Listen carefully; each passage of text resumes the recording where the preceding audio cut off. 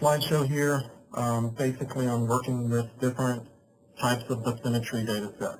And so we have this case set up for us that we did in production maybe 6 or 7 years ago, and so it seems to be the one we've chosen for most of our demos, because it really shows how to add in different data sets pretty well. So for this particular area, it's Shark River Inlet in New Jersey. We have multiple bathymetry data sets. There was a limited amount of data bathymetry. We had some offshore data sets from NOAA. We had some LIDAR that was close to the shoreline and right through the inlet. We had channel surveys and another supported field data collection. So we're going to be taking all of those different data sets and adding them together. So if you look in the folder I've labeled as bathymetry, there are 6 files here that basically represent these different things. We used a lot more in the actual project, but these are kind of a subset that makes it a little bit easier to go over the techniques. So all of those files you should be able to have and work with.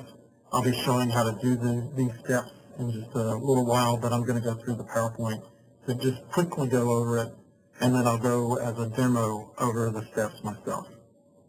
So basically, when you come in to SMS, you will want to choose a projection that you're going to be working in for all of your this particular project. So in this case, we are in New Jersey, and so we're choosing as our horizontal projection, we're choosing state plane, NAD 83 in meters, and we're choosing the New Jersey state plane. And this looks, like I said, this looks a lot different than it has in previous versions of SMS, but this is what we have right now. I'll kind of go through these during the demo. But all the options are still there, it's just a little bit different way of getting to them. So anyway, once we choose this particular one, we'll click OK, and that sets the global projection in this window. And then as far as the vertical information, we're just going to leave that alone. We want to make sure that what we end up as forcing for the CMS, all the values have to be in meters. You can use feet for your different surveys, so ultimately those will be converted to meters both horizontally and vertically. And you want to convert all of your data to the same datum. That's the forcing water surface elevation, forcing all your bathymetry data sets, everything must be in the same datum. So you ask, where can we get some of this information? One of the places we go to a lot is the NOAA Tides and Current page. They have pretty much datums for every location or every state, a couple of different locations, and you would just choose one that's closest to yourself. There's other tools out there, I think VDatum and some other tools. We're not going to go into those specifically for this particular webinar, but you would get your surveys and this information from a specific site. So through NOAA Tides and Currents, we found the area that's closest to this location for our project, and so it happens to be Long Branch Fishing Pier in New Jersey, and we get a diagram of the different datums and their relationship to each other. So one thing to be careful about is the data units. It can be either feet or meters. Make sure when we're applying them that you know which one your bathymetry was specified in, and then make the appropriate changes later on. So we would change this from feet to meters in the present epoch and get this list of values here. And what I normally do is we'll take these values and we'll put them into a little table so we can see the relationship later on.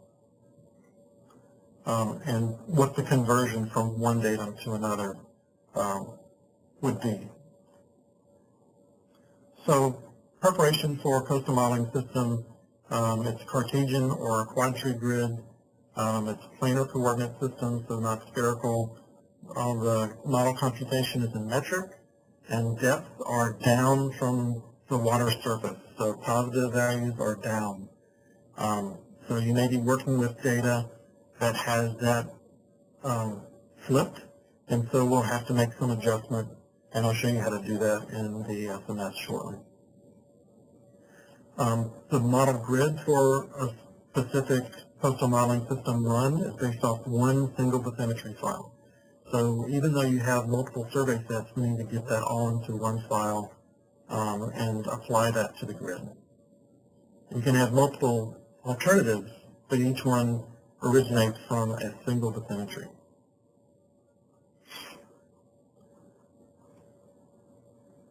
And so some of the options here, so in converting those elevations to depth, if you need to flip the sign because you are moving up from the water surface instead of down, then you can come in under Data, Transform, and then choose this box, Depth Elevations, and it'll just flip that sign.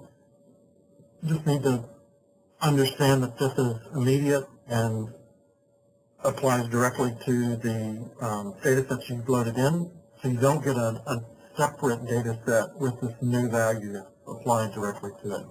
And I'll show a couple of different ways to do this. So you may have different condition surveys. In this one particular case, which is NAN Channel Surveys, the specific datum that they gave us through metadata was that the datum was State Plain, NAD 27, New Jersey 2,900 in feet, and then the vertical datum was mean low water in feet. Say we made our choice to work in NAD 88 in meters, we need to adjust these specific surveys to our ultimate coordinate system and datum. So I mentioned earlier I put those numbers from tides and currents into a table, and this is kind of shows you the relationships between them, and then I put the different conversion rates, say from mean sea level to NAD 88, according to the table is 0.246 feet or 0.075 meters. So it just tells us in a quicker way how to do those conversions. NAN also had a different set of values that they had used and validated for themselves, and so they've made a few changes, and so we've incorporated that into this particular case. But for the most part, we get these values from tables from tides and currents. So this is just showing the SMS screen. We have this one survey loaded. I show here that the value is mean low water. We want to go to mean sea level, and that transition is 2.76 feet added to whatever our value was. And so in some method that I'll go over in just a few minutes, we would want to make that conversion. And you would do the same thing for several different surveys that you have loaded. So to change these datums, you would go under Dataset Toolbox and choose the data calculator. You would add the V, so this D1 goes down here to the calculator, and you would multiply that by 0.3048, which is the conversion from feet to meters. Then as the output data set name, you could get up the name meters. And that just helps us do these individual steps and keep track of the different operations that we've done. It creates a new data set called meters that you'll be able to select and use later on. So once we converted to meters, now we can add the datum correction. So we add a D4 into the expression window here, and see that we will add 0.686. And then we'll give the name of that meters mean sea level. So that's our full operation. And then you wind up in the data tree both a meters data set and a meters mean sea level data set as well. So as I said, you would do that for all the different surveys. This next one is New Jersey DEP Channel Surveys. It's from mean low water, 2.76 feet, just as we did a few minutes ago. There's also field data collection that we did with multi-beam survey collection. There's the LiDAR data set. There's a coastal release model. So this would be used only in areas that you're not really sure of the bathymetry. You don't know exactly where all the data came from. You're assuming that it's in a mean sea level position, so you would not want this, close, and you wouldn't want this to be the bulk of your bathymetry. As I showed here, it's assumed to be mean sea level, but it's not accurate for shallow bathymetry, only for areas that you need to have something, but you're okay with a little bit of indecision on it. You have another little survey here where it's just basically collected around the shoreline, and we're assuming all of these points are negative 0.75 meters.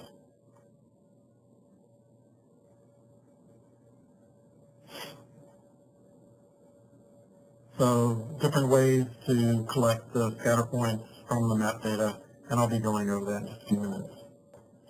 So in the end, we have all these individual data sets, and they've all got to be referenced to the same horizontal and vertical datum.